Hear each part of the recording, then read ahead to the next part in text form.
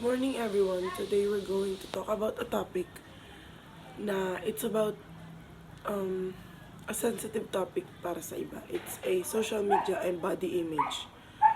So ang pinaka-reminder ko lang sa inyo is huwag kayong masyadong naniniwala kung ano yung nakikita nyo sa social media. Lalo na sa mga katawan, sa mga iniinom, sa mga kinakain. Kasi totoo lang, yung iba dyan hindi totoo eh.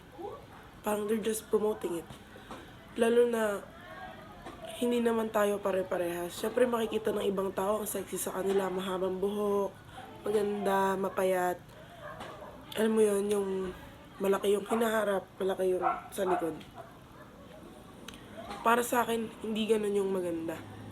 Ang maganda is, alam mo yon, kung how you take yourself. Kung masaya ka sa ginagawa mo, kung masaya kang kumakain, kung masaya kang ganto, kung masaya kang ganyan. Pero yung kumakain ka, tapos iniisip mo na, pag kinain ko tumataba ako, tataba ako, ganyan. Hindi. Diba? Tsaka huwag tayong naniniwala masyado sa nakikita o nababasa natin sa social media. Kasi sometimes, they're not telling the truth. Sometimes, sobrang AI, para lang makabenta, di ba, magsisinungaling sila sa mga tao. And some of the gamot na iniinom doon is may effect, di ba?